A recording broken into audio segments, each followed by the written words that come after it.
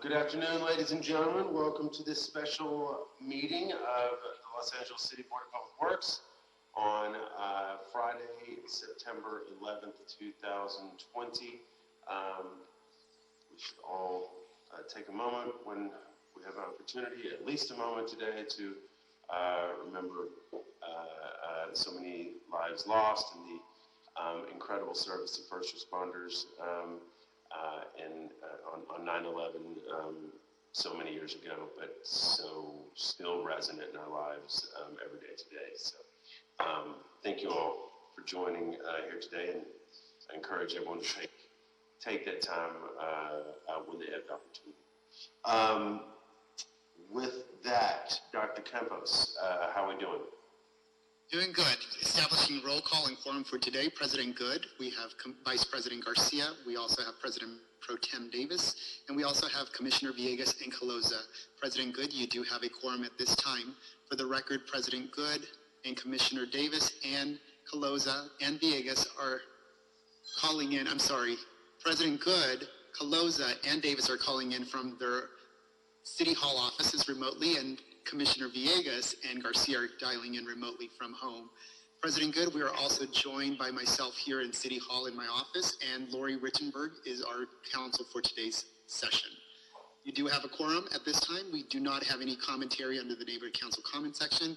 We also do not have any speaker cards on any of the items for today's special agenda. All right. Good morning, Ms. Rittenberg. Thank you so much for joining us today. My pleasure. It's been a while. I know. It's good to see you. So hearing there's no neighborhood council comment, let's go ahead and thank you, Dr. Campos. Let's go ahead and move forward to item number 1 on today's agenda. This is approval of the minutes from Tuesday, September 1st, 2020. Do I have a motion to approve? So move. Thank you, President Pro Tem Davis. Do I have a second? I'll second. Is that, hello, thank you, Commissioner Pedersen. All right, any objections, Commissioner Villegas? Okay, any objections, Vice President Garcia? No objections. All right. Sorry, I couldn't find my unmute button. Oh, okay. We got the head nod, that was good. All right, hearing no objections, the minutes from September 1st are approved forthwith. That brings us to item number 2. This is all council districts. This is a transfer agreement number 2020 MP 47, Los Angeles County Flood Control District Safe Clean Water Program, recommending the board approve and forward this report with its transmittals to the Mayor and City Council to authorize the President of the Board of Public Works or 2 members of the board and the Director of the Bureau of Sanitation or designee to approve the transfer agreement number 2020 MP 47 Safe Clean Water Program, municipal program between the City of Los Angeles and the Los Angeles County Flood Control District for the transfer of safe clean water municipal program funds. Here to present on this item is Sheila Bryce. Good afternoon, Ms. Bryce. Good afternoon, President Good, Commissioners, Executive Officers, City Attorney, and Bureau Rep. My name is Sheila Bryce. I'm with Watershed Protection Program, LA SAN, and I'm here to present the agenda item number 2, which is request approval for the municipal transfer agreement. The purpose of this transfer agreement is to receive the Measure W municipal program funds for fiscal year 2021. And as a brief background, in November 2018, the Los Angeles County residents approved Measure W, which created the Safe Clean Water Program. And it includes both regional and municipal programs. The municipal program created a dedicated funding source for the City of LA to implement multi-benefit stormwater projects with water quality, water supply, and community reinvestments. The municipal fund allocation is proportional to the tax collected in each jurisdiction on an annual basis. And for the City of LA, the estimated municipal fund allocation is approximately 34 to 37 million, but subject to change based on the actual collected tax revenues. So this transfer agreement that we are requesting approval for relates to the Municipal Measure W Program Fund, or also called Local Return Program. This municipal transfer agreement was also adopted by the LA County Board of Supervisors on June 9, 2020, and it contains the conditions and requirements to assist and facilitate the transfer of safe clean water program funds to municipalities and cities.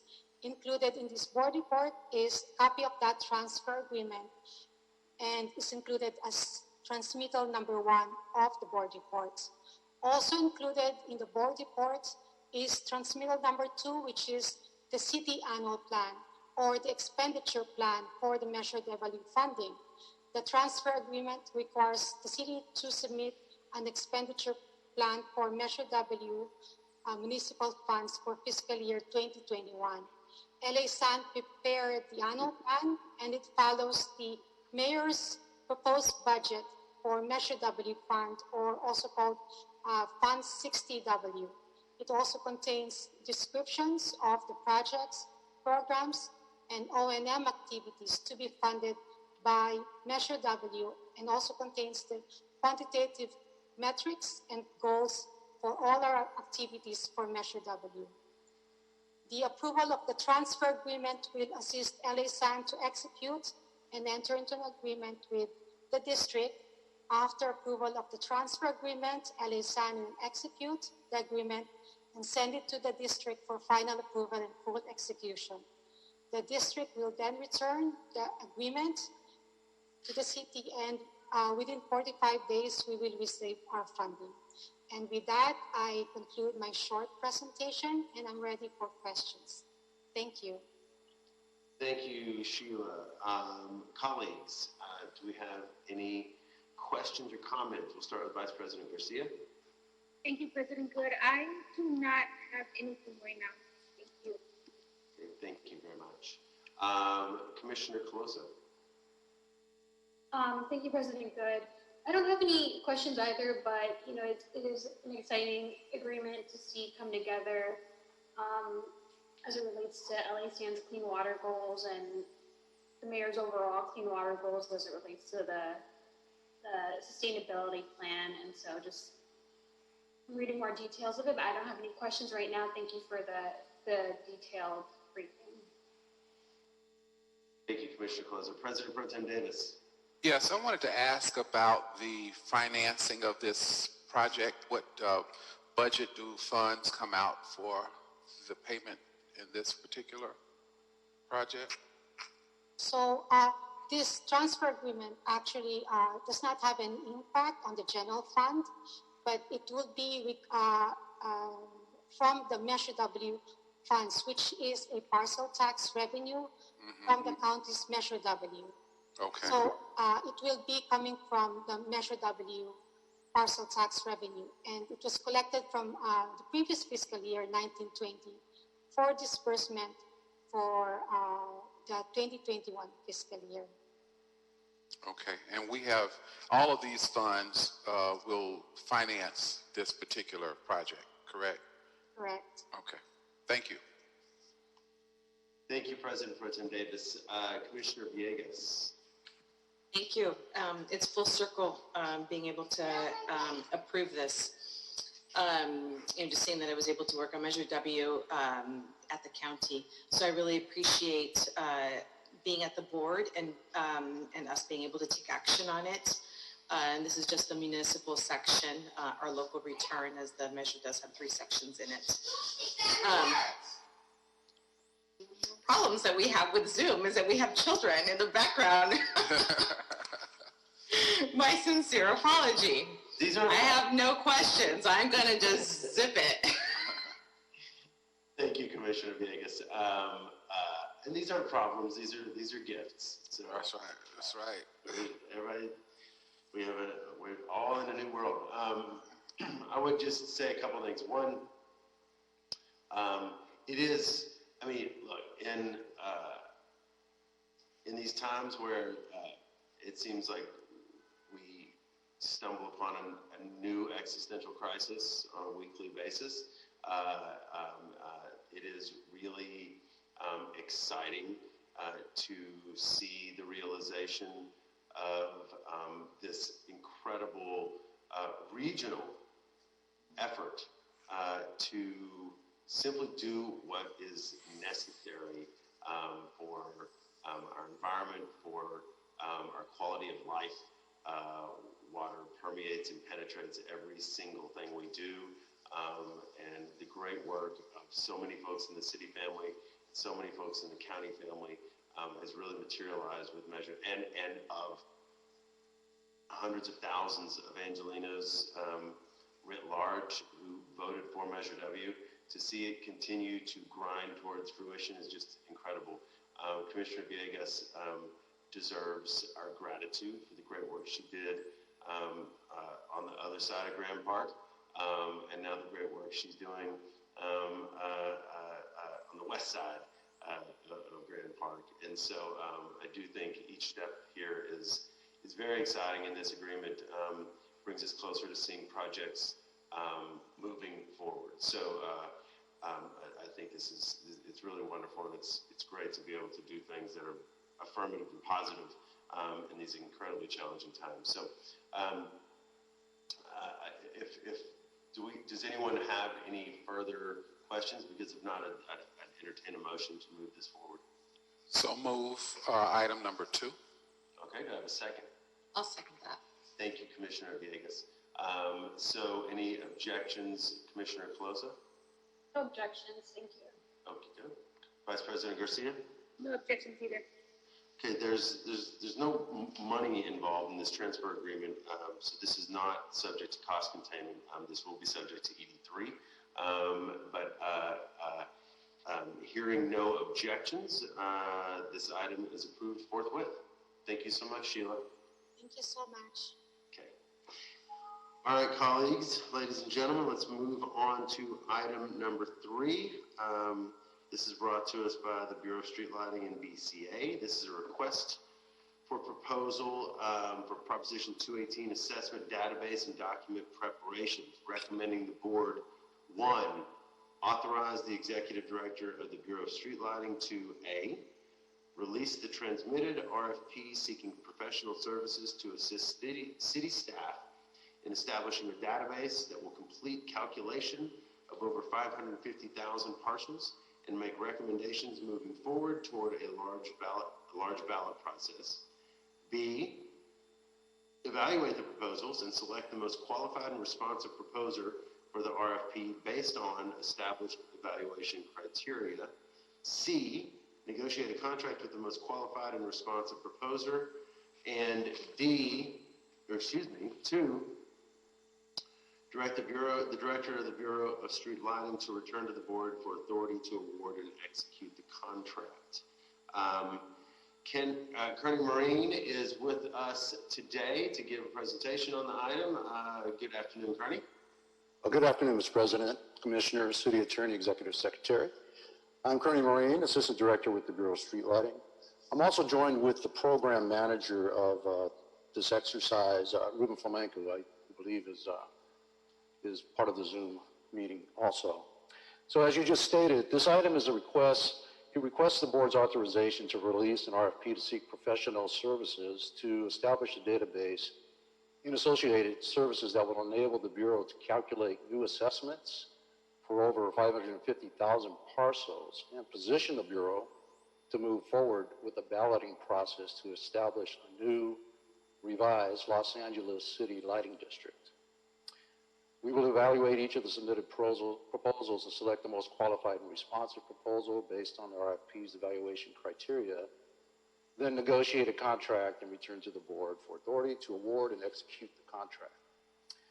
So a little background, the Bureau's main revenue source is the Street Lighting Maintenance Assessment Fund that is funded primarily by the Los Angeles City Lighting District, which is comprised of approximately 515,000 parcels. It was frozen back in 1996 after the passage of Proposition 218 at approximately $40 million, and it remains about that level today. Since then, we've created new districts with an escalator based on the CPI. Many of these new districts you see here at the board every week. These districts are consolidated into what's called the P218 land use district each year. This district accounts for about $6 million. It's comprised of about 35,000 parcels, and it continues to grow. But it pales in comparison to the larger frozen district. Now, our bureau's managed to operate with this frozen fund for over the last 23 years by implementing several cost-saving measures, such as our LED and high voltage conversion programs and others, as indicated in the report.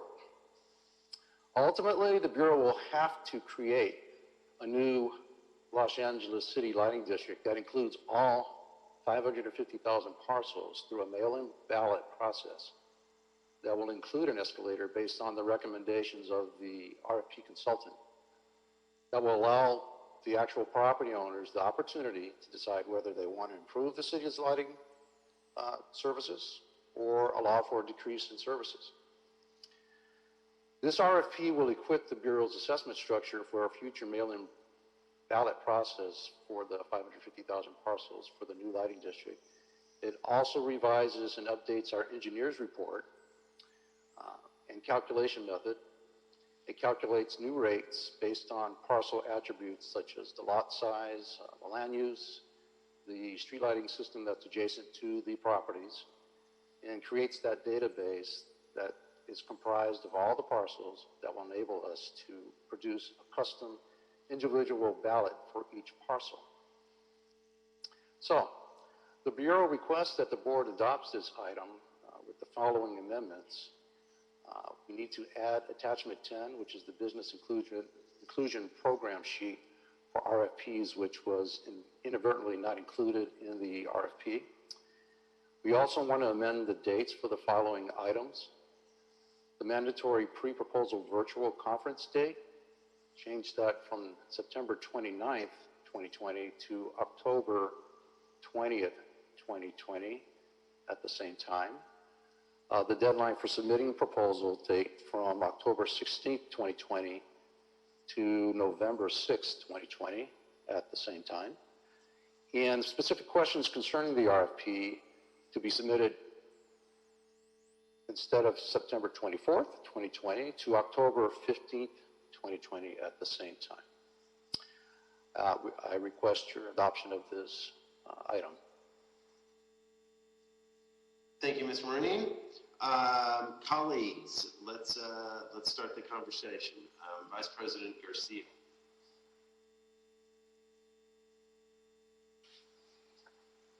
Sorry, my mute, but I have to move around. I don't have any specific questions right now. I know I was briefed by Kearney.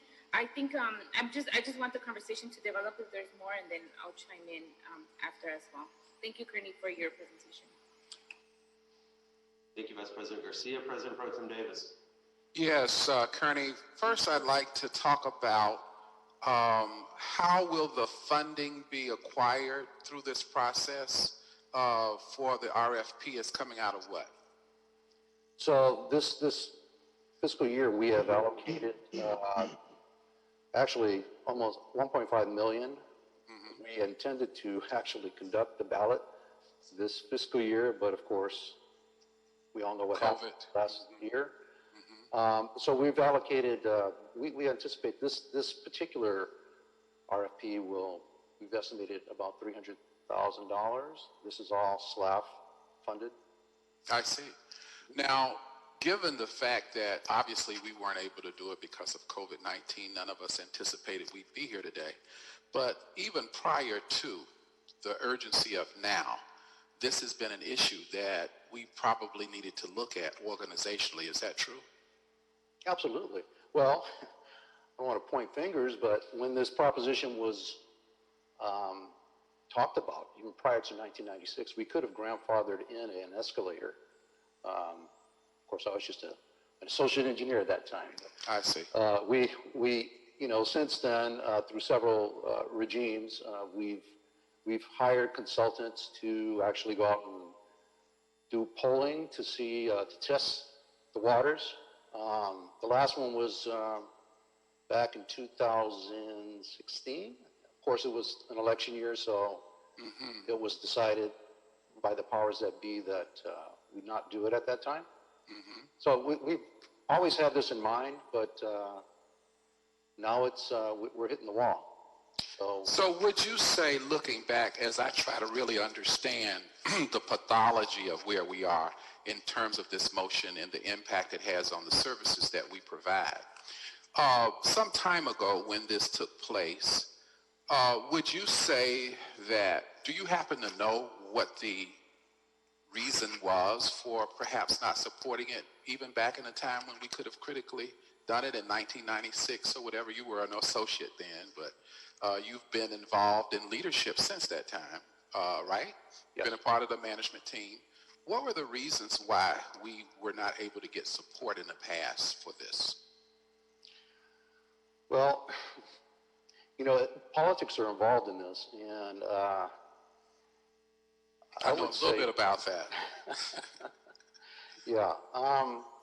The last polling we did, according to the consultant's survey, it was a positive result. And so we were all set to go out to the ballot, but then there was an economic downturn, and the balloting for the 2016 election that was taking place, and it was advised to us that now is not the time. Now is not the time. Let me see my phone. Prior to that, I think it was Villaraigosa's regime. I know we were going to go out at that time too, but I don't have the details about that. Obviously, at our bureau, if we had our druthers, we would do it. We would have gone out, but we, Sure. you know. Sure.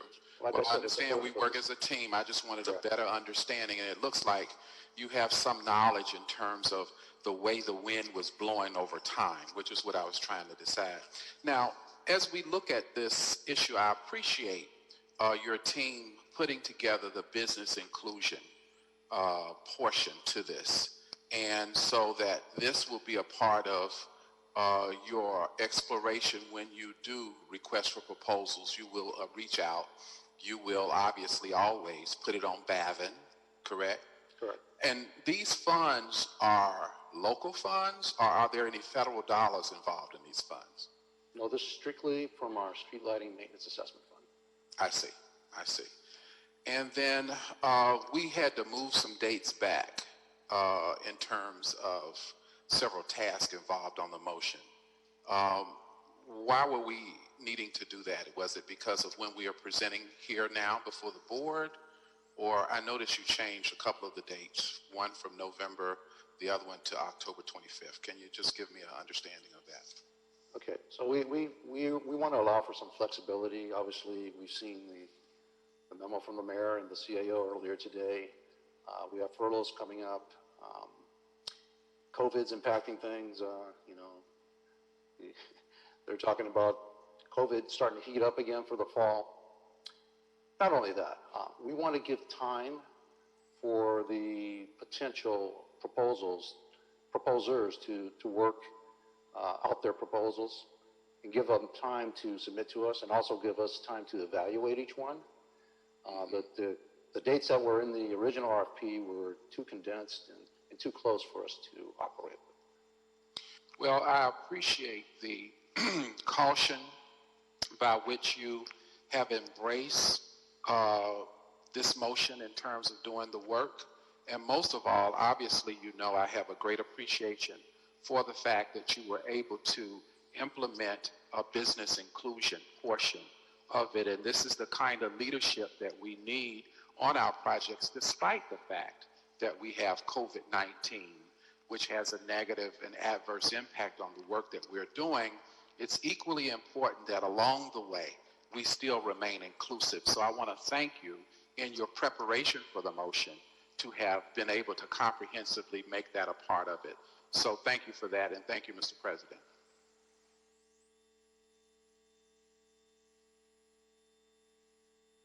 Thank you, President Pro Tem Davis.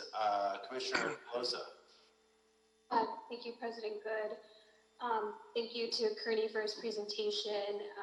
I did have a follow-up question to follow up from what Commissioner Davis mentioned, and I apologize I missed it. But the transmittal that you're talking about for business inclusion, is that the actual plan for business inclusion, or is it a waiver for business inclusion? At this point, it is not a waiver. It is implemented with standard percentages for it, yes. And can you just quickly walk us through again the timeline? I know you mentioned it a few times, but just for my clarification, since I have a follow-up item after you go through the timeline quickly of the release of this, and then when the RFP is actually looking to go out on Babin. Well, as soon as you adopt this, we'll put the RFP up on Babin to alert all potential proposals that this is out. So the dates that, I think I mentioned the dates that we changed this to. We're going to essentially have a questions prior to our virtual conference, and then the virtual conference will be sometime, actually October 20th, and then the deadline to submit the proposals will be in November 6th. And once we get that, there's no timeline yet on our evaluation process. We're going to evaluate each of the submitted proposals. As indicated in RFP, there's a qualification scoring method that we have. And then from there, our Bureau Management will interview each one of the proposals and make a selection. We then prepare a board report, and we'll come back to the board to get your authorization to actually award the RFP. Once it's awarded, it's a 6-month process for them to do the work that's indicated in the RFP. Thank you for that. That was really helpful for you going down the line. The date that I was actually most curious about was the November 6th deadline. So I don't think this would impact it. I guess it's just a flag I have maybe for your team in terms of what's on the ballot in November for Prop 16, and I don't know if this impacts anything, given when the deadline is, and the election is November 3rd, since there is a specific provision in there about public contracting, and so I don't know what the implications are between the proposition and whether or not that actually passes and a formative action moves forward, and when your deadline is, but I just want to flag that. That's why I asked you to go through your timeline again. I was unaware of that. We can certainly change that date to prior to November 5th right now if necessary. I don't know the specifics of the ballot measure you're speaking of, how it would impact this. President Good. Yeah. I want to make a point of clarification on this item. One of the reasons why I complimented the leadership of the Bureau is because they did include a business inclusion apparatus, which means they are reaching out voluntarily to have inclusion. So what Prop 16 would do would be ask us to have more inclusion. Commissioner Caloza, you asked if this was another motion that was exempted from inclusion, but the reverse is true.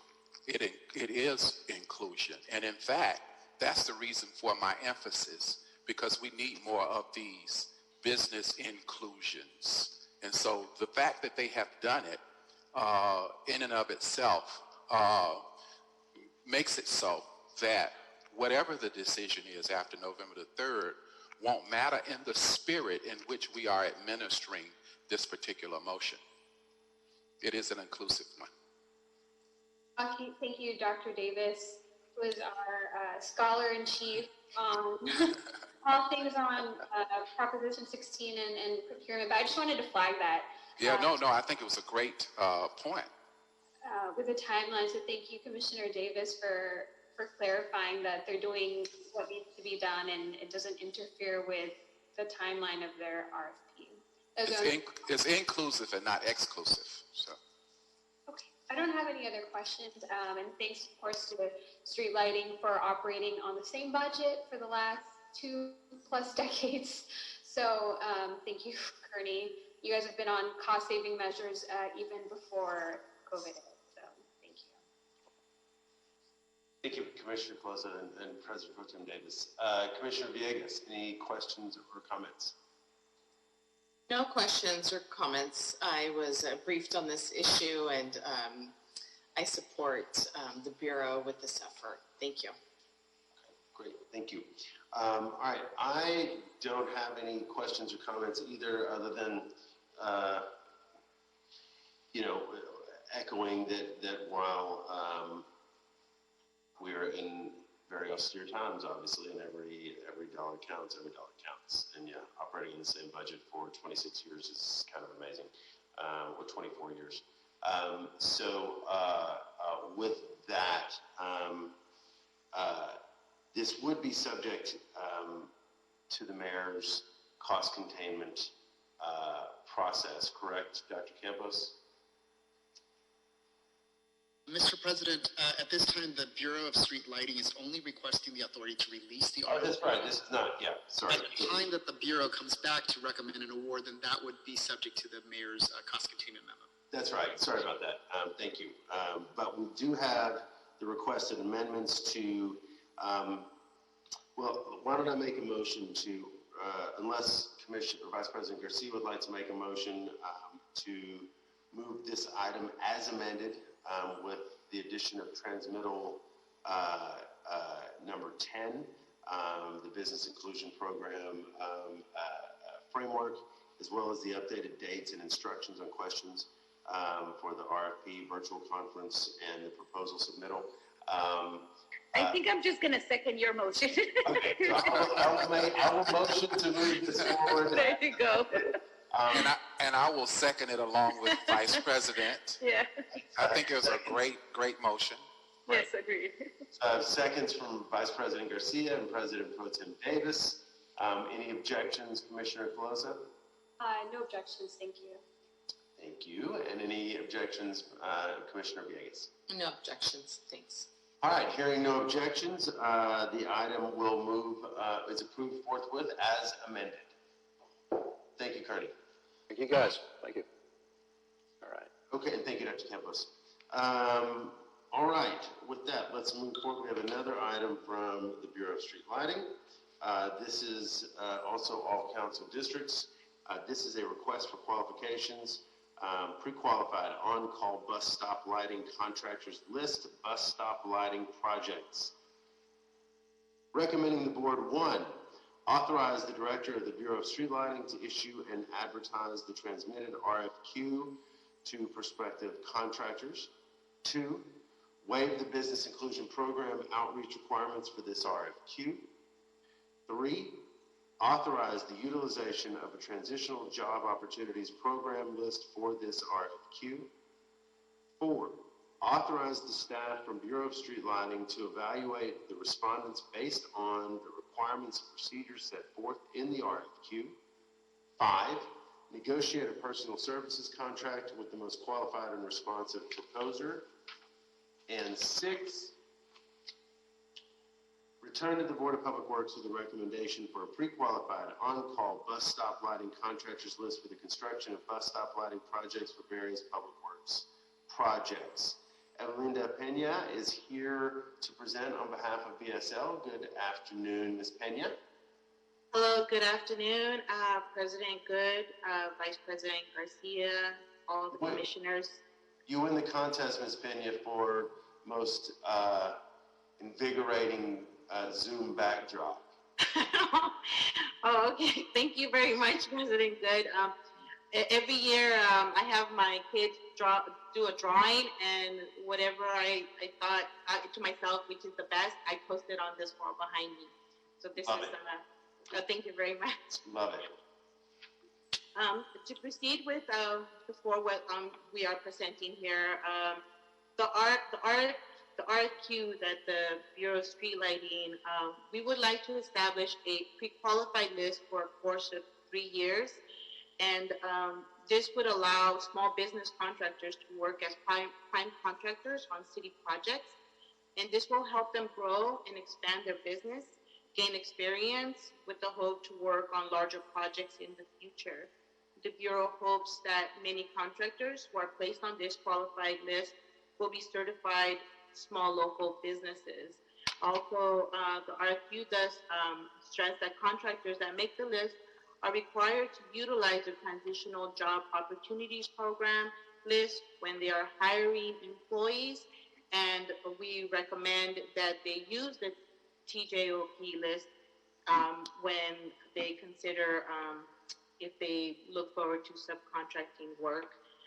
There will be no cap on the number of contractors placed on the list. The Bureau will be purchasing the pole, the luminaire, and the base, but construction materials will be purchased by the contractors that are placed on this list, and working packages will vary in size, and we believe that this would be a great opportunity if approved for the small contractors that exist within the city of Los Angeles to work with us here in the city of Los Angeles. So we request if you can approve this RFQ. Thank you, Ms. Pena. Colleagues, let's open up the floor. President Pro Tem Davis, would you like to start us off, please? I'm fine on that one. Okay. Thank you. Thank you. Vice President Garcia? Thank you, President Good. I just want to, first of all, I want to acknowledge that Norma left you guys a lot of work. So I'm sure she's happy at home. I'm sure. I'm glad that these two are coming to the board and so forth. But I'm especially excited about this one because this is smaller contracting opportunities for smaller businesses and for businesses that have not ever done any contract work with the city. It opens that opportunity. So I'm excited that this came about and we were able to carve out something like this for our smaller businesses, especially right now that they're in so much need.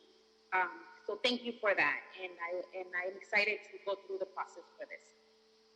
Thank you, Commissioner. Thank you, Vice President Garcia. Commissioner Villegas. I don't have any questions. I'm fine. Thanks. Commissioner Calosa. Thank you, President Good. Thank you for your presentation. I also had a quick question around the bid waiver. Can you just briefly explain why BSL wanted to request a waiver for this specific RFQ? The business inclusion program was waived due to the size of the contract packages. They're capped at $100,000, although they're not all guaranteed to be that size. Some they vary in size depending on what is part of the project. And because of this and the value of the work packages, it seemed that it would be best interest for the city to not go through the process of having the business inclusion program. Really? And I know that's common for some of our smaller packages and smaller contracts because we're dealing with a lot of smaller contractors who self-perform the work. I am wondering though, what other, can you maybe just briefly explain what other data maybe are we collecting so that when we look at the outcomes that result from this investment, are we able to say that, from the contractors that receive this, X percent or X number of contractors were from these specific small minority women-owned businesses? Can you describe if there's any of that type of data collection that would be happening? We do we do have in the RFQ language where we encourage for small contractors to reach out to, if they have subcontractors, to reach out to the MBE and WBE, SBEB, DBBE, and all these firms. We do encourage for them to do this outreach, but the outreach for this project is small. We feel that the level of participation will be at a minimum. So it was at the best interest, in order to have people to participate, to have it waived, although we do encourage them to reach out for these firms if they subcontract work, because the projects are so small. Mr. President. Well, real quick, President Pro Tem Davis, I want to make sure Commissioner Colosa didn't have a follow-up. Yeah, no, I'm happy to yield time to President Pro Tem and just a final comment from me, as I'm kind of just trying to figure out what a good next step is for this, and trying to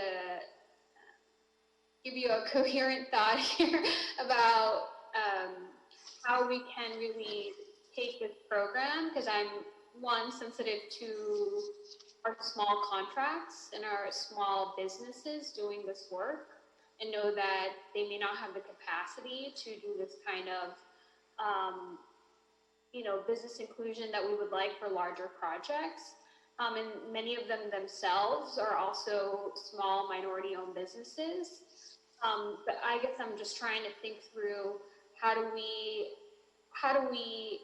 encourage that, other than the language that you talked about in the RFQ, in a way that demonstrates what these priorities are right now, and that demonstrate what the mayor's priorities right now are. And I'm sure President Pro Tem Davis will speak to this more, about really wanting to do more than what we have traditionally done to see better outcomes in these types of programs, knowing that RFQs like this don't come around very often, and that this is really our opportunity to make it better.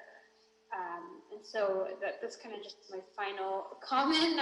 I'll yield the rest of my time to President Pro Tem Davis. To respond to that, Commissioner Colosa, we've been working closely with the firm Merriweather, and they're working together to reach out to these small companies.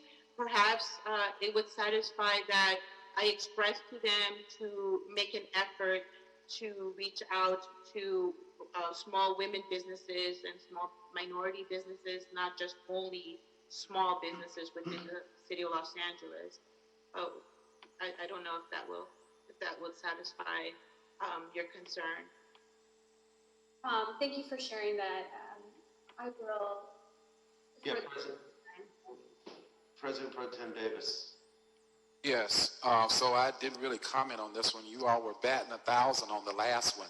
But on this one, I wanted to know our thinking in terms of, I think you work with Bureau of Contract Administration on this, is that right? That is correct. And what was their input with you as you all collaborated on this particular motion? What was their input as it relates to business inclusion over at Contract Administration? What were their remarks?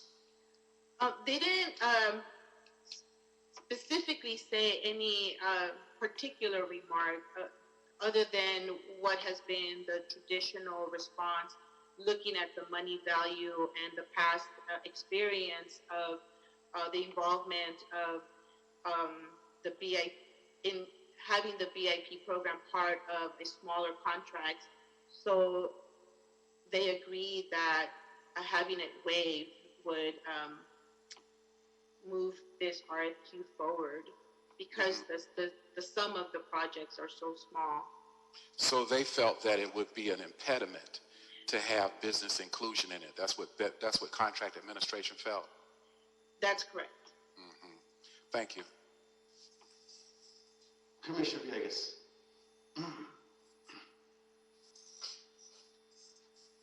I'm good. I mean, I have other questions, but not at this time. I think that once your list is done for your consultants, my only concern is, the CAO is, just addressing the consultants' contracts for the future. So that's my concern, but we're not there right now. But I'm fine with this. Thank you. So, thank you, Commissioner Villegas. So,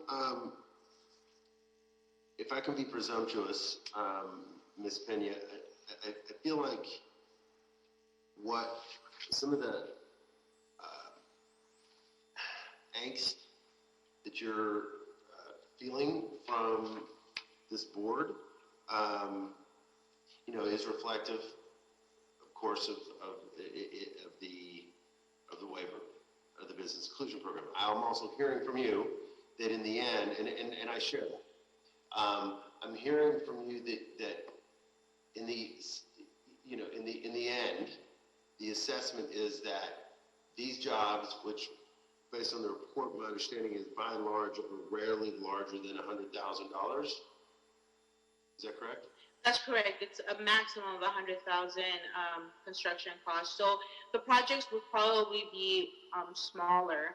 We just needed to provide a maximum amount, and it's not guaranteed when these packages are offered.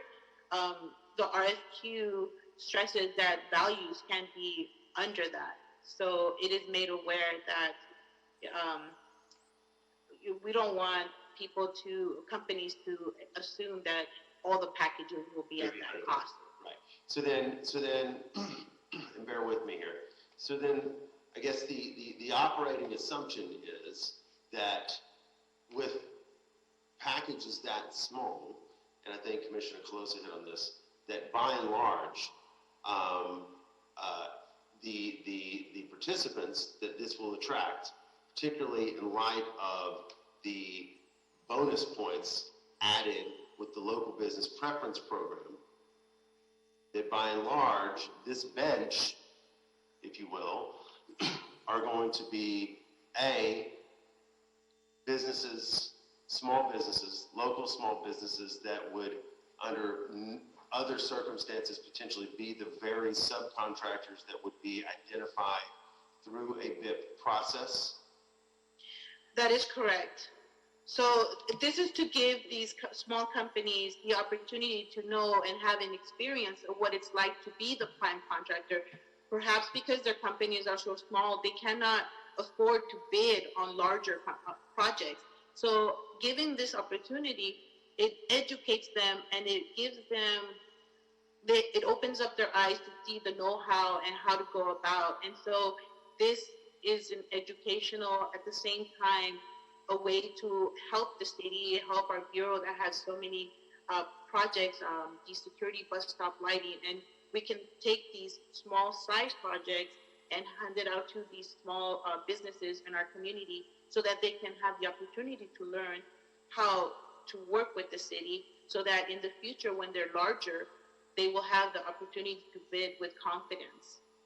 So then along with that, then my understanding is, so then you also have the transitional employer piece of this, which would urge and require a good faith effort for the participants on this list to reach out to and hire, in an ideal world, and potentially even go first to a list of transitional employees, folks who have dealt with significant obstacles and are come from vulnerable populations. It's almost like that's like a microcosm of what the bid process is. If you sort of like, if you say on a large contract you're looking for subcontracting with MBEs, WEBs, etc. On very small contracts, you're committing to reaching to them, hiring folks from vulnerable populations, transition populations. Is that a fair sort of parallel universe that y'all are thinking of here? They are the companies that apply to this RFQ. They are required to hire any employees off the TJOP list. It is a requirement. But we encourage them, if they decide that they need a subcontractor, they're already a small company, and if they need to sub some of the work, then the RFQ encourages them to reach out to this list as well. But as a requirement, if they need staff, they need to reach out, and they need to hire their employees from the TJOP list. It's a requirement. So is it safe to assume the BCA's comfort level with the waiver of the BIP was in part reflection of the inclusion of the local business preference program as well as the TJOP?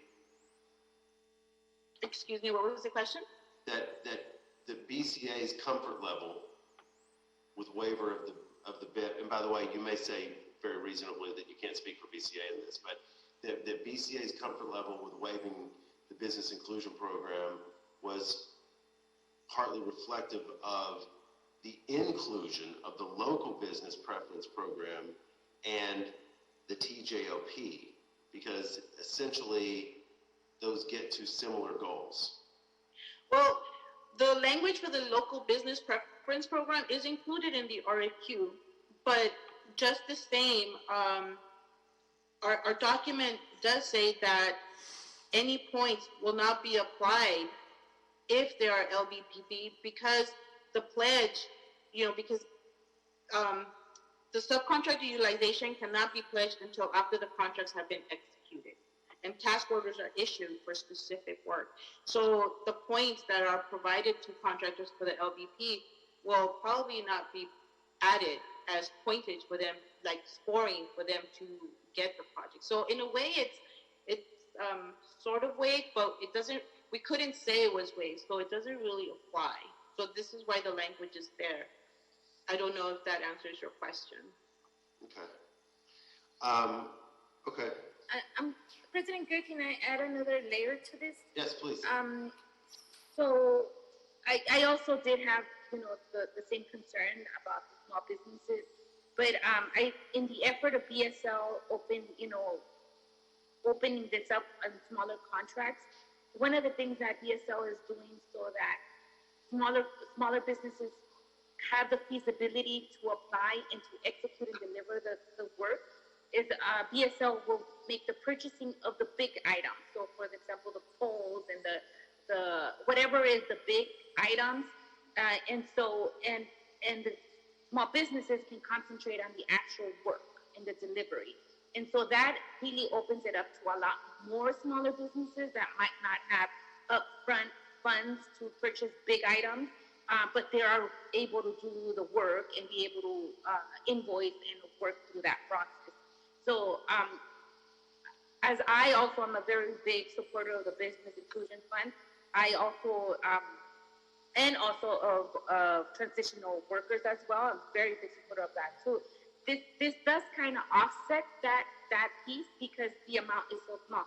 I mean, a contract to change bus lighting can be $50,000, and so that already will be for the service that they do. So I just wanted to say that to kind of make some clarification, so that you know that this was well thought out, so that smaller businesses can come into the platform. Yeah, thank you, Vice President Garcia. I agree. I am committed to, if not obsessed with the business inclusion program. I do feel like this may be one of those situations where it's a bit of a circle and a square, and that the local business program, to your point, Vice President Garcia, as well as, by the way, the TJOP, the Transitional Employee Program, get to similar goals in a way that is more congruent with the size of these contracts. And that's why I'm prepared to support this, even with some discomfort over the waiver of BIP as a matter of principle. I feel like the inclusion of these two pieces actually get to similar objectives, if that makes sense. No, it does. I agree with you, because I also have the same concern. Okay. And I also want to say that this smaller contracting is something that I know we as as a board, have been looking to see how we can do this with other bureaus. And I'm very happy to know that BSO is up in front of this. I hope that other bureaus can follow suit and carve out projects that are smaller and geared to smaller business owners right now. So I just, wanted to put that out there as well. Thank you. All right, do I have a motion to move this forward? So move. Okay. Do I have a second? I'll second. All right, seconded by Commissioner Colosa. Any objections, President Pro Tem Davis? Nope, none. All right, thank you, sir. Any objections, Commissioner Villegas? No objections, thank you. All right, Commissioner Davis has got his lights on. That's crazy. I spend my time doing this. Just be careful with that rotator. That's right. All right, hearing no objections, thank you, Ms. Pena. This item is approved forthwith. Thank you very much. Thank you very much, President. Thank you very much, everyone. Thank you, Vice President. All right, ladies and gentlemen, with that, and thank you for that, I think, very important conversation, everyone. Let's move on to item number 5. Gear Up, it's a long one. This is in Council District 4. This is a sole source procurement local control panel programmable logic controller integrated vibration diagnostics and monitoring system and services, Los Angeles Glendale Water Reclamation Plant. And I'm just getting started. Recommending the board, 1, authorize the director of the Bureau of Sanitation to request the city engineer sole source the selection of 1 Rockwell Automation's Allen Bradley Local Control Panel LCP Programmable Logic Controller PLC model, Compact Logistics 5230 with 10 inches, Human Machine Interface Model 5310 screen with 1 Allen Bradley Dynamics 1444 with Connection Technology Center Inc., CTC, accelerometers, and vibration analysis hardware for integrated vibration diagnostics and monitoring system and devices, software development, installation approval, startup and commissioning for an amount not to exceed $95,000 for the Los Angeles Glendale Water Reclamation Plant Preliminary Treatment Improvements. 2, authorize the director of the Bureau of Sanitation to request the city engineer sole source the selection of 1 Rockwell Automation Allen Bradley Dynamics 1444 with CT accelerometers and vibration analysis hardware for integrated vibration diagnostics and monitoring system and services, software development, installation approval, startup and commissioning for an amount not to exceed $80,000 for the LA GWRP blower air cleanup system project. And 3, authorize the director of the Bureau of Sanitation to request the city engineer negotiate a price agreement with Rockwell Automation's Allen Bradley for the above referenced LCP PLC with Dynamics 1444 integrated vibration diagnostics and monitoring system and services, software development, installation approval, startup and commissioning, which will be procured and installed by the general contractor awarded the construction project. WOSZL 11231, SZL 11210, CIP 4185, CIP 4187. Chief among our achievements today will be the understanding of the word accelerometer, which I didn't know existed. Here to make something of all of that is Ethan Wong from BOE. Good afternoon, Mr. Wong. Thank you so much. Thank you, President Good. Good afternoon, everyone. This is Ethan Wong with the Bureau of Engineering, Environmental Engineering Division. Both of these projects are at our LA Glendale plant. I'm going to start with the background on the first, which is our preliminary treatment improvements project. So this project, the goal of this project is to replace the 3 large influent pumps that basically carry the wastewater from the screens to our primary treatment at the plant. And these pumps have basically reached their end of their service life, so they need to be replaced. These pumps will have these vibration sensors. So all of the stuff that President Good went through are basically all the details regarding this vibration monitoring system.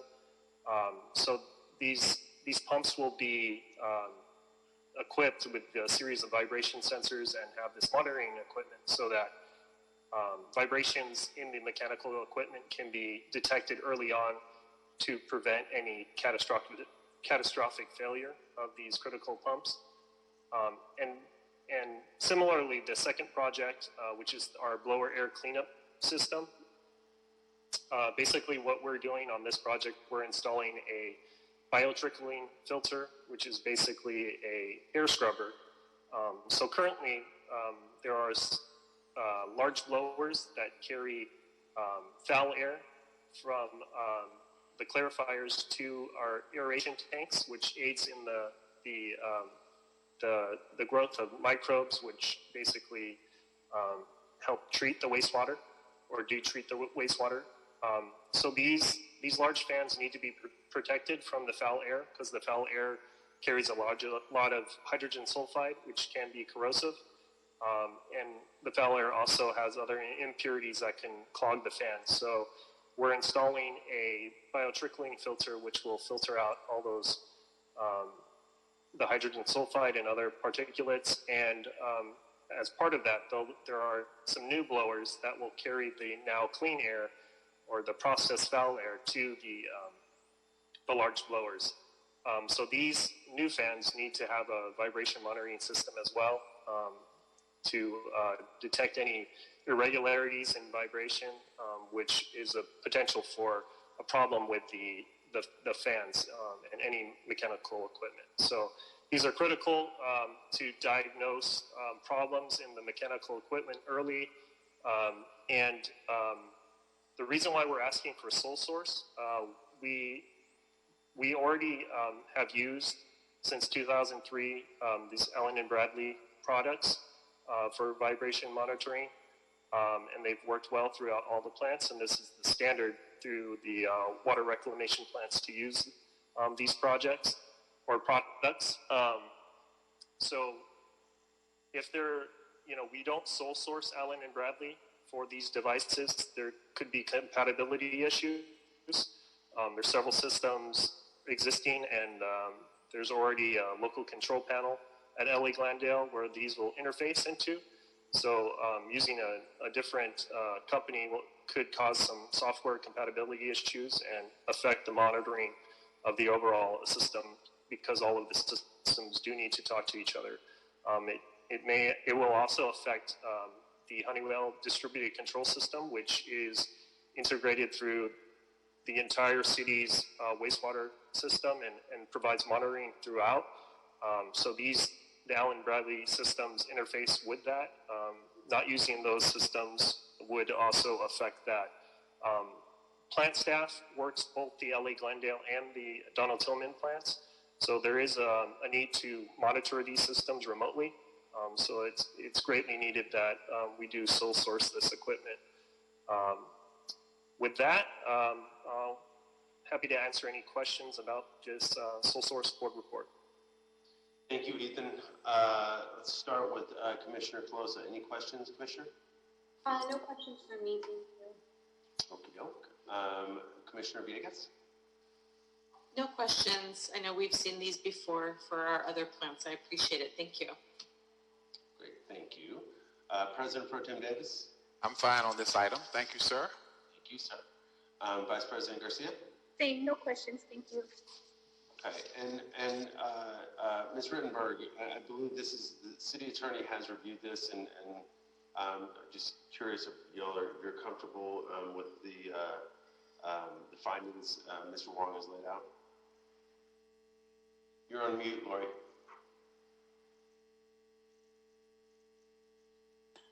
Yeah, it sounds like it's very unique, and it fits the city's the current system. and we have to use it. So that's definitely satisfies sole source. Thank you very much, Lori. And we've all learned the word acceleron, which I intend to use many times this week. All right. So I will motion to move this forward. Do I have a second? Second. Thank you, President Pro Tem Davis. Any objections, Vice President Garcia? No objections. All right. Any objections, Commissioner Villegas? None. Okay. Any objections, Commissioner Calosa? Objections, thank you. All right. Hearing no objections, this item is approved forthwith. Thank you very much, Mr. Wong. Thank you very much. Thank you. Have a good weekend. You too. Okay. With that, we have a couple of reports. I think what we'll do is, because I believe what's listed as item 6 will probably take a little time. Let's go ahead and switch order and hear item number 7, which is a status update on major upcoming street improvement projects from the Bureau of Street Services. Antonio Becerra is with us, I believe. Mr. Becerra? Good afternoon, President Good. Let me start this up. Thank you. There we go. Hey, how are you, Tony? Good, how are you? So, good afternoon, Commissioners, Bureau Representative, City Attorney, and Executive Officer. My name is Antonio Becerra, Jr., Superintendent with Streets LA. In order to keep the public informed on the upcoming resurfacing projects and to minimize the impact on the community as well as delays to the commuters, Streets LA would like to provide you with an update on all major upcoming street improvement projects. The following projects are scheduled as follows. In the Metro Resurfacing Region, starting Monday, September 14th, 2020, from 6:30 a.m. to 3 p.m., we will be paving Monte Vista from Avenue 57 to Avenue 54 in CD1, Historic Highland Park Neighborhood Council. Funding for this project is Pavement Preservation Program, otherwise known as PPP. Monday, September 14th, 2020, and Tuesday, September 15th, from 6:30 a.m. to 3 p.m., we will cold mill and pave Hoover Street from 87th Street to 90th Street in CD8, the Empowerment Congress Southeast Area Neighborhood Development Council. Funding for this program is also PPP. Tuesday, September 15th, and Wednesday, September 16th, from 6:30 a.m. to 3 p.m., we will cold mill and pave Normandy Avenue from 40th Place to 42nd Place in CD8, Empowerment Congress Central Area Neighborhood Council. Funding for this project is PPP. Tuesday, September 15th, 2020, and Wednesday, September 16th, 2020, from 6:30 a.m. to 3 p.m., we will cold mill and pave Exposition Boulevard from Vermont Avenue to Raymond Avenue in CD8. Again, Empowerment Congress North Area Neighborhood Development Council. And funding for this project is PPP. Wednesday, September 16th, 2020 to Friday, September 18th, 2020, from 6:30 a.m. to 3 p.m., we will cold mill and pave Van Ness Avenue from 80th Street to Manchester Avenue in CD8. Once again, Empowerment Congress Southeast Area Neighborhood Development Council. Funding for this project is PPP. Thursday, September 17th, 2020, and Friday, September 18th, 2020, from 6:30 a.m. to 3 p.m., we will cold mill and pave Adams Boulevard from Long Beach Avenue to Compton Avenue in CD9, South Central Neighborhood Council. Funding for this project is PPP. Thursday, September 17th, 2020, and Wednesday, September 23rd, 2020, from 6:30 a.m. to 3 p.m., we will cold mill and pave Venice Boulevard from Arlington Avenue to Norton Avenue in CD10, United Neighborhoods of the Historic Arlington Heights, West Adams, and Jefferson Park Community Neighborhood Council. Funding for this project is PPP. Now, in the Valley Resurfacing Region, starting Monday, September 14th, 2020, to Wednesday, September 16th, 2020, from 6:30 a.m. to 3 p.m., we will cold mill and pave Woodman Avenue from Roscoe Boulevard to Saticoy Street in CD6, Panorama City Neighborhood Council. Funding for this project is PPP. Tuesday, September 15th, 2020, to Friday, September 18th, 2020, from 6:30 a.m. to 3 p.m., we will cold mill and pave Burbank Boulevard from Woodman Avenue to Hazeltine Avenue in CD2, Greater Valley for this project is again PPP. And finally, Thursday, September 17th, 2020, from 6:30 a.m. to 3 p.m., we will be cold milling Mulholland Drive from Beverly Drive to Java Drive in CD4, Sherman Oaks Neighborhood Council. Funding for this project is PPP.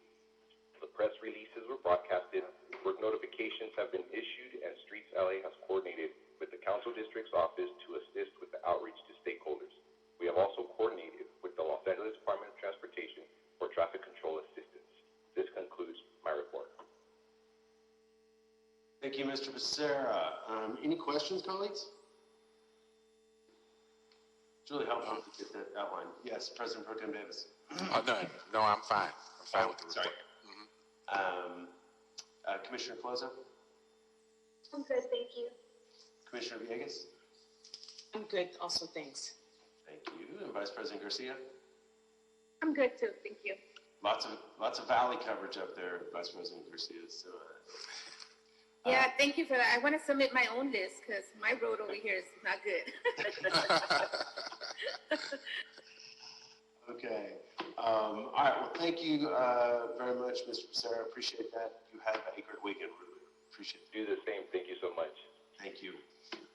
Okay. So let's go back to item number 6. I've been remiss in not acknowledging Sherilyn Correa, who's been here with us today from Council District 9, and with her ever elegant background there. And then we have a whole host from Streets LA, from Sanitation, and I believe from DBS as well, here to give us an update on some really creative and important work that Commissioner Villegas has been leading on in Council District 9, along with Councilmember Kern Price, who really elevated this issue with Sherilyn at the sort of at the point on this, the issue of pallets, rogue pallets throughout CD9, and the creation of a pallet task force. So Commissioner Villegas is going to lead us in an update and overview, and with that, I'll hand it over to you, Commissioner. Thank you. I appreciate it. And I won't belabor this too long. It's 2:47. But I did want us to be able to come to the Board of Public Works and to share the work that's taken place over the last 2.5 months in CD9, and just share a little bit about that with you all. This effort started with Sherilyn drawing attention to it.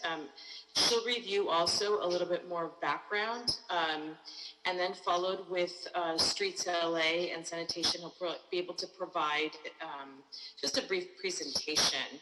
But we call it our pallet issue, and that's how we've run our task force. But it is more than that. Being someone who's been in public service now for at least 17 years, I consider complaints like this representative of many complaints, but we don't get to hear them all the time. These are quality of life issues. So when I hear of one complaint, I feel that it represents 100 people. And I just wanted to make a point here that although we see this as a pallet, cleanup and a nuisance, it's also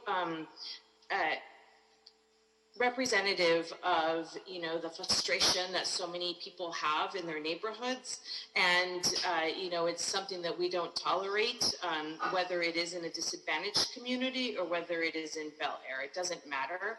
And the work that our staff does is quick and it's swift, and it's no hold bars. So we're really commend our Streets LA staff and our sanitation staff who went out and did a lot of enforcement. With that, I'm going to thank Sherilyn for bringing us all together, Adele for his leadership. It's always unstoppable. And the entire team, Steve, Frank, Elvin, Gonzalo, Bruce, and Gary, they're all really amazing people. If you haven't had a chance to work closely with them, they're a great team. Sherilyn, I'll turn it over to you. Thank you, everyone. My name is Sherilyn Correa, and I am the Director of Planning and Economic Development for Councilmember Kern Price. And this effort was really spearheaded by the council member. He was really frustrated to hear and to see a lot of the really pallet chaos that we have in our district. Many of the constituents provided testimony of how they would have to, walk their little children in the streets because pallets were taking up the public right-of-way, the sidewalks. Because our area, our district has a particular land use where industrial happens to be very close to residential uses, it creates a health and safety hazard for people because there were fires because of the pallets not meeting the building and safety codes that are permissible. And just this past May, in earlier part of this year, there was a very large fire that erupted in our district, and it was not the first, unfortunately. Over 100 firefighters were deployed to control this fire and contain it after a transmission exploded in the midst of the night. And what was so concerning for the council member is the fact that there were apartment buildings surrounding the pallet facility. And had our LAFD team had not responded so quickly, that could have resulted in deaths. So once we saw that, coupled with the numerous violations that we witnessed just driving through the area, the council member wanted to make a point to put together this collaboration of all of our various departments. We have DPS, Streets LA, and Sanitation, and they came together in a very great harmonious effort. We were really excited to work together. We worked together on a weekly basis, so it was very labor intensive. But one by one, we had a comprehensive list of pallet companies that we thought were out of the code. And one by one, the departments went out and they did joint meetings and at the site, and they have a whole documented regime of what they did. So we are very, very proud of our city team for the efforts that they've done. We recently introduced a motion at the Public Works and Dam Reduction Committee that would increase fines for this type of behavior. And we are creating new signage, new street signage that very uniquely articulated signage with little pallets on the sign saying no pallet placement on public right-of-way. So this effort has been very successful, I would say, and I'm really proud to have a city team that could work so efficiently in such a short period of time. So again, we've been working together since about July, and now we're coming to a close. So with that, I'd like to pass it on to the team, and I believe Elvin is going to go through some more detailed work of what was accomplished. Well, thank you very much. Good afternoon, President Good, Commissioners, Executive Staff, and fellow colleagues. We had a very good collaborative team effort on this issue. One of the issues that we had were a lot of the pallets and the businesses were storing their pallets on the right-of-ways. There was a lot of violations inside the businesses also that Building and Safety and Sanitation addressed. On the Streets LA side, we originally went out to the first 6 businesses that were brought to our attention as having these issues, and we were able to cite at the beginning. We issued in total 6 notice of violations and 3 ACE violations, or excuse me, 4 ACE violations. And when we went back, remarkably, a lot of them had cleaned up their act. So when we went back, we didn't have to enforce or issue any more citations to those locations. And a lot of it has to do with the team effort. You know, Building and Safety, their team was out there, their inspectors, and Sanitation's, their Watershed folks and officers were out there, and we really want to thank Gonzo and Chief Pedersen for their assistance, and Chief Lara, thank you very much. I think that what we've done is we've kind of put them on notice that we're going to be out here enforcing. We went out for 5 straight weeks, and every week it seemed like to diminish, the violations diminished, and they got into compliance. We were able to educate and help a lot of them to understand what they were able to do and not able to do, and how they should not be obstructing the right-of-way. And we also got some feedback from some of the neighbors that were very happy that we were able to clean it up for them and stop some of the other stuff that was going on in regards to the blocking of the driveways in the neighborhood, the double parking of the trucks. We went out there and issued citations to the vehicles. So it was a great team effort, and from our standpoint, I think we put them on notice. They know that we're going to be out there checking up on them periodically. We've gone out there again, and they're still complying, so that's the best thing we could say. And with that, I really want to turn it over to Chief Lara of Building and Safety and see what his team did. Well, thank you, Elvin. Good afternoon, President Good, fellow commissioners, my colleagues here, and staff. So I'm Assistant Bureau Chief Frank Lara with Department of Building and Safety Code Enforcement Bureau. So we're glad that we were able to assist with this effort to reduce the nuisance and blight in this district that was being caused by this heavy concentration of these pallet yard uses in this district. Our inspectors, we performed inspections within the private property of these locations at 23 pallet yards for violations of both the building and the zoning code. A wide range of the violations were documented at these locations that contribute to nuisance and blight in these neighborhoods. A number of the locations had no required certificate of occupancy for the storage or manufacture or repair of the pallets. Many had varying degrees of unapproved construction, from illegal and altered structures to alterations of electrical and plumbing systems without any permits or inspections.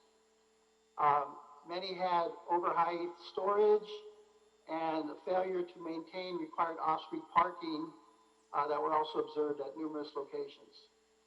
So Building and Safety has taken appropriate actions at all 23 locations by issuing notice of code violation and order to comply documents that require for the locations to be brought into compliance by a specified compliance date, or cost recovery fees will be assessed, and the responsible parties will be referred to the city attorney for potential criminal misdemeanor prosecution. Due to previous enforcement actions taken by our department, 3 of the locations were already well in the process of enforcement, so 3 of these locations have already been sent to the city attorney for prosecution. In addition to this, this kind of site per site or complaint-based enforcement, we also had 12 locations that were included in our annual inspection monitoring program, which is authorized by Section 1226F of the Municipal Code. This authorizes us to conduct annual unannounced inspections where we observe the locations for violations that we encounter, and we try to bring, and typically focus on blight type of violations, but they They once a year try to, in essence, clean up these locations with an unannounced inspection. So this program not only abates the violations that are observed, but it also acts as a deterrent for operators to maintain code-compliant establishments. 11 of the locations which weren't in this program, they will either have to stop operations due to not having appropriate certificate of occupancy, or they will have to go through a building permit process to obtain the correct certificate of occupancy, and then they will be subject to the annual inspections. So we look forward to completing this project with our colleagues and the long-term positive results that will occur. Thank you. Thank you, Chief Lara. We're going to turn it over to Chief Pedersen from Sanitation, and once he's done, we have a little PowerPoint slideshow we'd like to show everybody. Chief Pedersen? Okay. Good afternoon. My name is Steve Pedersen. I'm Chief Environmental Compliance Officer from Watershed Protection Division, Bureau of Sanitation and Environment. I'd like to also chime in how effective the team was. It worked really well together, and we feel we accomplished a lot. We had to leverage each other's resources because we don't have dedicated staff to do this. So the end result was very good. We issued a number of warning notices to different businesses out there. And these violations were violations of LAMC 6470, our stormwater ordinance, for illicit discharges, and also for some of the stormwater best management practices. When we re-inspected the facilities, our officers saw that we got compliance, and so we were very pleased with that. There isn't much more that hasn't already been covered by my colleagues, and I'd like to thank them for their cooperation in making this successful. That concludes my presentation. Thank you, Chief.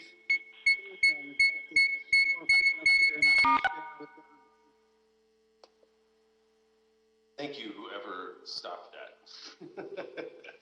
Okay. That was me, President Good. Fernando. Thanks, Fernando. I am going to open up the sharing of the screen. Chief Galindo, is that okay? Yes, thank you.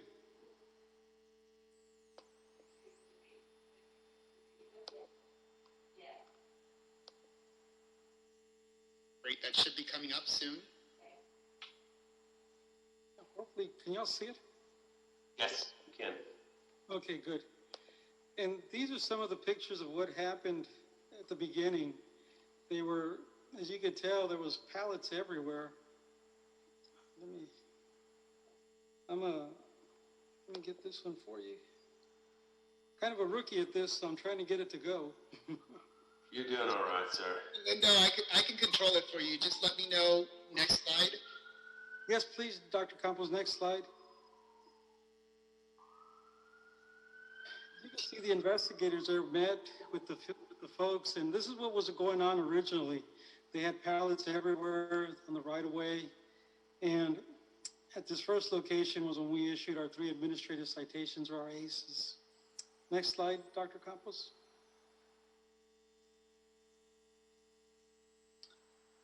They were throwing a lot of their pallets into the trash cans, and people start dumpster diving. That's how they start getting wood for their fires and things of that nature.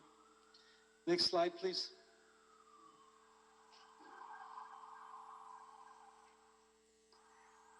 Once it was all done, you could see in the corner there, you could see the truck and all the pallets on that, and they would offload it in the street, and that's what was causing a lot of the traffic problems for the residents in that area. They would sometimes double park 2 and 3 trucks and just start offloading pallets onto the businesses. Next slide, please, Dr. Campos.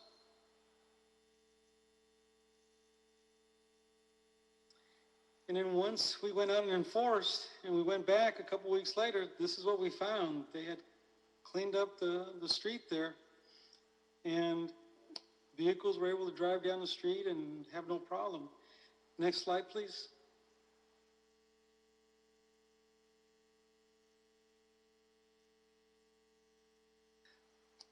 We were able to clean up some of the homeless encampments that were there, thanks to sanitation, and residents were happy about that also.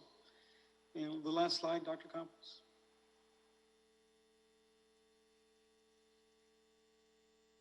And this is the team that was out there working collaboratively, working and educating the business owners and helping the public to be able to gain back a little bit of peace in their neighborhood.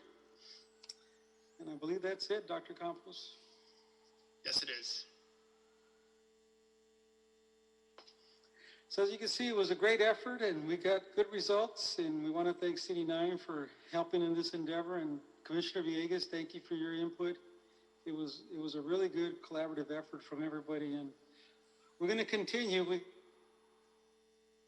got some other places we got to go and check next, and we'll be getting that information from CD9 also, and then we'll continue enforcing that. And that concludes my stuff. And I'd like to add one final thanks to Commissioner Villegas and Greg Good and Adele for all of your, Larry and everybody involved for your leadership. Definitely was a great team effort. So on behalf of the council member, a very special thank you. Wonderful, thank you. I'll just conclude it. And thank you again, Mr. Lara from Building and Safety. I just mentioned you by name, but I apologize just not singling you out as Building and Safety. So just having you helping us throughout this process was really helpful. I do want to commend Streets LA, you know, being in two forms of different government, and the MOU that Streets LA has with LAPD to empower our staff with this type of enforcement is very remarkable, and it's very unique in local government. Not everybody has this. We have officers from Streets LA who are, you know, wearing the uniform, and they're able to go to these businesses. They don't do arrests, they do a lot of education, and they do a lot of notification, and they talk to people so that they can bring them into compliance. However, I mean, uniform does kind of nudge and, you know, be able to give them that extra power and authority. So I just want to recognize them just for being the, you know, eyes and ears for our city and really being hands-on. It's really meant a lot. Thank you very much. Thanks, Adele, again. Not enough thank yous for you, always. Well, at the risk of piling on, I want to thank everybody. Among others in particular, I do want to point out the leadership of Councilmember Price. This was definitely a situation. I don't think I'm telling any particular secrets. Councilmember Price called me directly. He's like, we got to deal with this. We're going to deal with this.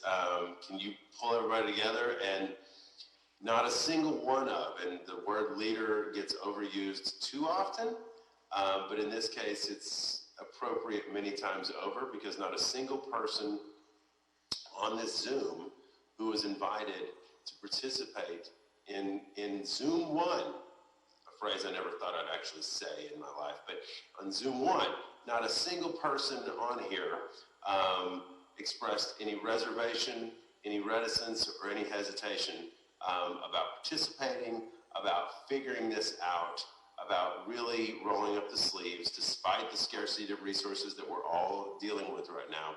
No one blinked. We should not be under any false impressions that a good backslapping Board of Public Works meeting means the work is over, because in fact the work is just beginning, and y'all more than anyone know that. But that leadership on a multi-pronged level is really going to serve the Angelinos of CD9 very well. And so thank you, Sherilyn, and please extend our thanks to Councilmember Price for his great efforts on this. And thank you to all the departments represented here who jumped all over it. And thank you, Commissioner Villegas. Okay, last time, everybody. Now the work continues. Okay, thank you all very much. Any comments, any additional comments or questions, colleagues? President Pro Tem Davis? Well, I will just comment that I think that was kind of a great abatement of sorts kind of project. And so I'm very glad and always glad to see a collaboration between various government departments to get great results. And so that was an exemplary job, a project demonstrating excellence in many ways. Thank you, sir. Vice President Garcia?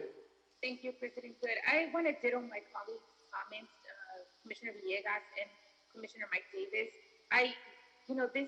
The work that Street Services Enforcement does is very intense, but it's also very good the way that they deliver. And so one of the things that I'm very proud of that team is that they go out to educate instead of go out to kind of put folks into a bigger issue as it is already. And so our folks in city and in the Council Texas District, I think not only deserve the education because we want to make sure that they all know what's within the law and what isn't, but it's also good because the neighboring community, the community around us will also benefit. I mean, obviously the fire was a big issue, but the fact that everybody came together to work on common ground, and that's the one thing that I really love about the Board of Public Works, just public works in itself, because we're here for the work. We're here to make sure that every resident gets what they need and deserve and what they're entitled to. So just thank you, kudos to everybody. Also Sherilyn for being part of our meeting today and for being part of this group. And congratulations to the street enforcement team. You guys do such a great job all throughout the city. I've seen you guys in action, so thank you so much for your work. And Adele, you always lead such a great department and services. And you know what I really like? I just have to say this one more thing. I really like that we're about people first. You know, we're about educating first instead of going straight to the enforcement part of it. So thank you for that. And Commissioner Closa. Thank you, President Good. I think all my colleagues took the words out of my mouth. With all their thanks to everyone here, Commissioner Villegas, Building and Safety, LA San, and of course, Streets LA. The only thing I'll add is just how important it is to tell these types of stories in our meetings because they don't get highlighted enough. When we hear about enforcement in general, and when we see Mr. Pedersen in a meeting in Building and Safety, it has to do on that enforcement piece, and these types of stories are really good for the public to hear because it shows a team of people who just care and who come together to do the right thing, even though it's not an existing service that the city provides. It's just the right thing to do. And so I just thank you all for going out of your way to make big wins for the city and also small wins like this that mean everything to the people that live there. So thank you so much, and I really appreciated hearing this update today. Thank you, Commissioner Closa. All right, thank you all. It's a wonderful convening. And with that, Dr. Campos, is the deck cleared? That's the background you guys heard earlier. Welcome sounds, Commissioner, welcome sounds.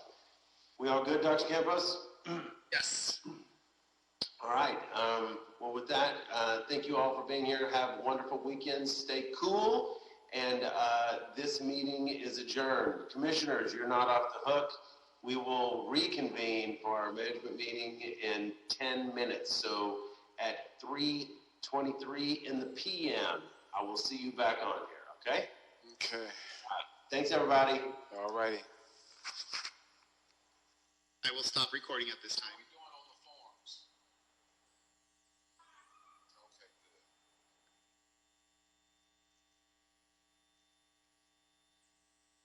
Commissioner Davis, I'm going to mute you at this time.